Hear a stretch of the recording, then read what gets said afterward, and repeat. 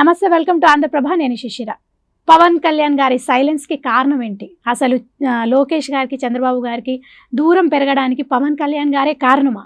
అసలు పవన్ కళ్యాణ్ గారికి ఎందుకు పార్టీలో అంతగా ప్రిఫరెన్స్ ఇస్తున్నారు?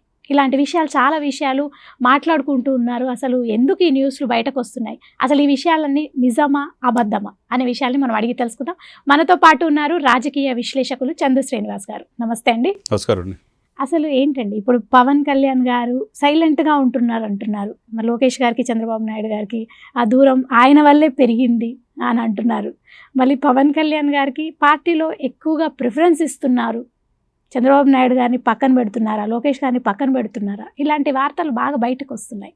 అసలు ఏంటి రావడానికి రీజన్ ఏంటి అంటారు ఇలాంటి వార్తలు? అంటే ఇన్ని మనం ఏమనుకోవాలంటే అండి, రాజకీయాలు ఎలా ఉంటాయంటే ఎప్పుడు ఒకే రకంగా ఉండవు. రాజకీయాల కష్టాలు ఉన్నప్పుడు ఆదుకున్న వ్యక్తిని మూలాలు మర్చిపోకుండా పక్కన పెట్టుకోవాలి. అది చంద్రబాబు నాయుడు గారు చేశారు. 52 రోజులు ఆయన రాజమండ్రి జైల్లో ఉన్నప్పుడు, ఇప్పుడు సోకాల్డ్ డిప్యూటీ సీఎం కావాలి లోకేష్ అనేవాళ్ళు కావచ్చు, పవన్ కళ్యాణ్ గారి స్పీడ్ ఎక్కువ అవుతుంది తగ్గాలని అనేవాళ్ళు కావచ్చు, వీళ్ళు ఎవరు కనపడలా, బయటికి రాలా. అప్పుడు ఏకైక వ్యక్తి నిలబడింది, ఒంటరిగా లోకేష్ పోరాడాడు తండ్రిని బయటకు తెచ్చుకోవడానికి. ఆ తర్వాత పవన్ కళ్యాణ్ గారే నిలబడ్డాడు. అన్కండిషనల్గా ఈ రాష్ట్రానికి చంద్రబాబు నాయుడు గారి సేవలు కావాలి, జగన్ గద్దె దించాలని ఒకే ఒక ఆశయంతో కూటమి మద్దతు ఇచ్చాడు. బీజేపీలో కూడా కలిపింది ఎవరు? పవన్ కళ్యాణ్ గారు. మరి ఎక్కడ తగ్గాలో ఎక్కడ నెగ్గాలో ఆయనకి బాగా తెలుసు. అది సినిమాలోనే కాకుండా నిజ జీవితంలో కూడా. మరి దాదాపు 1.5 దశాబ్దం 15 సంవత్సరాలు రాజకీయాలు ఉన్నాడు. తన అన్నగారు పెట్టిన పార్టీలో యువరాజ్యం అధ్యక్షుడు చేశాడు. అన్న కాంగ్రెస్లో వెళ్ళే తెలికి నచ్చగా జనసేన పార్టీ పెట్టాడు. నాతో 10 సంవత్సరాలు జర్నీ చేసేవాళ్ళు నాతో రండి అన్నాడు. దాదాపు 10.5 సంవత్సరాలు ఆయనతో జర్నీ చేశారు.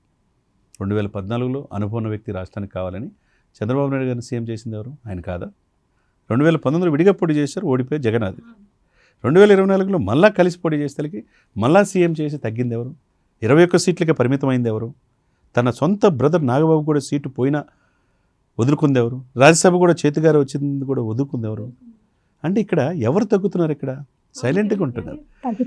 ఎక్కడంటే తగ్గడం తప్పులేదు, ఒక్కొక్క సమయంలో ఎదిగే కొంది ఒదిగి ఉండాలా. ఎక్కడ తగ్గాలో ఎక్కడ నెగ్గాలో తెలుసుకోవాలి. మూలాలు మర్చిపోకూడదు.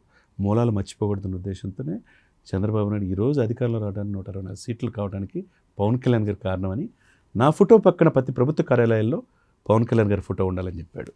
ఎక్కడైనా ఏ రాష్ట్రంలో నన్ను ఉందా? అది ప్రతి ప్రభుత్వ కార్యాలయంలో పవన్ కళ్యాణ్ గారి ఫోటో ఉంటుంది. అంటే సరి సమానంగా ఆయన ఉన్నాడంటే ఆలోచించుకోవచ్చు.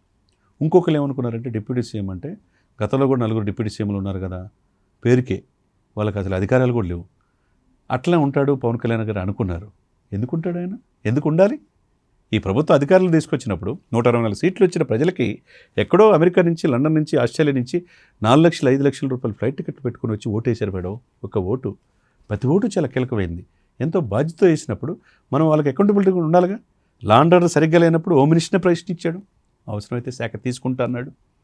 5 శాఖలు ఈరోజు పంచాయతీరాజ్, గ్రామీణాభివృద్ధి, అటవీ శాఖ, సైన్స్ అండ్ టెక్నాలజీ సమర్థవంతంగా పనిచేస్తున్నాడు. ఈ దేశంలోనే అసలు ఆయనకు అనుభవం లేదు, ఎక్కువ చదువుకోవాలా, కానీ ప్రతి ఫైలు క్షుణ్ణంగా పరిశీలిస్తున్నారు. అధికారులు కూడా ఇటువంటి వ్యక్తిని మేము చూడలేదని ఆమ్రపాలి లాంటి వాళ్ళు, పెద్ద పెద్ద ఐఏఎస్లు పవన్ కళ్యాణ్ గారు ప్రశంసిస్తున్నారంటే సమాజాన్ని చదివాడు ఆయన. ఆ వ్యక్తి ఈరోజు దేశ రాజకీయాల్లో నెంబర్ 1 పొలిటికల్ స్టార్గా ఎదిగాడు. మరి రాష్ట్ర అభివృద్ధి కోసం ఆయన బాధ్యత కాదా? లా అండ్ ఆర్డర్ లేకపోతే ప్రశ్నించకూడదా? ఎక్కడో తిరుపతి తొక్కిసలాట్లు అమాయకులైన 6 చనిపోతే నేను క్షమాపణ కోరితే మీరు ఎందుకు క్షమాపణ కోరని చైర్మన్ని, జేఈఓని, ఈఓని ప్రశ్నించడం తప్ప? ఇది ఎక్కడ న్యాయం?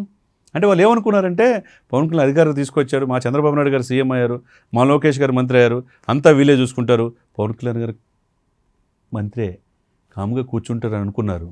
ఆయన కూర్చునే వ్యక్తి కాదు.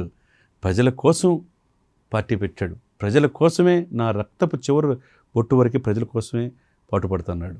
సినిమాలు తీస్తే సంవత్సరానికి 1000 కోట్ల ఆదాయం మేడం, మీకు తెలియదు కాదు. ఒక రోజు 2 కోట్లు వస్తాయి ఆయనకి. ఎందుకు వద్దనుకున్నాడు? తన బిడ్డల డిపాజిట్లు 34 కోట్లు ఉంటే అది తీసేసి కౌలు రైతులకు ఇచ్చాడు మేడం.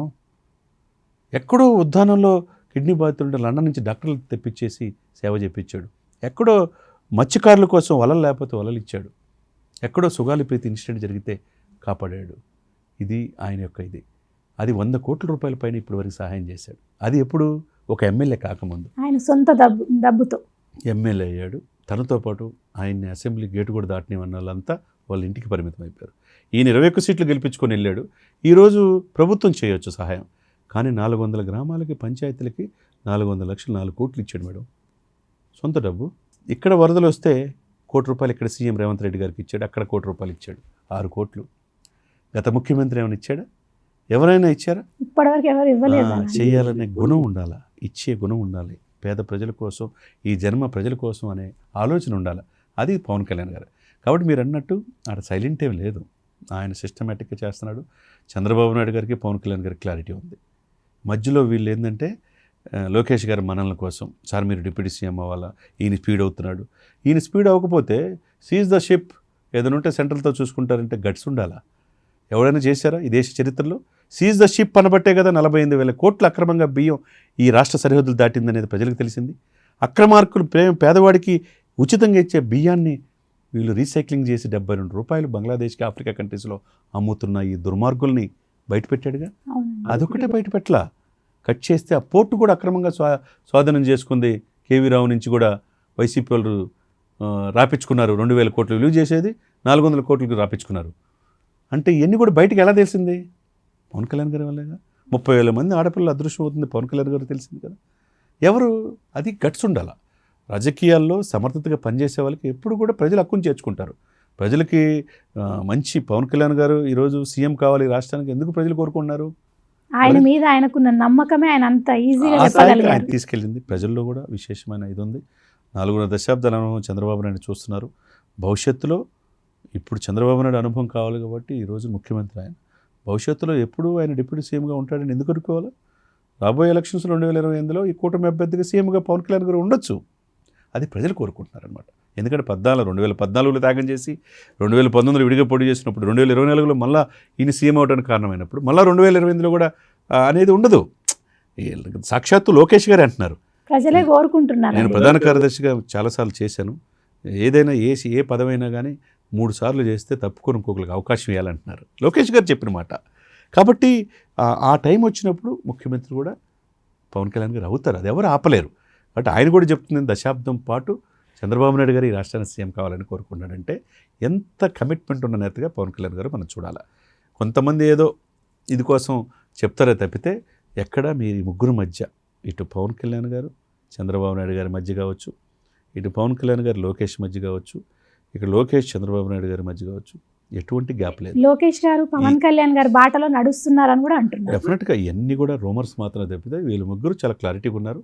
ప్రభుత్వ సంక్షేమ పథకాలని ముందుకు తీసుకెళ్తానికి మరింత ఉత్సాహంతో పనిచేస్తున్నారు అన్నమాట. ఓకే అండి, థ్యాంక్ యూ సో మచ్.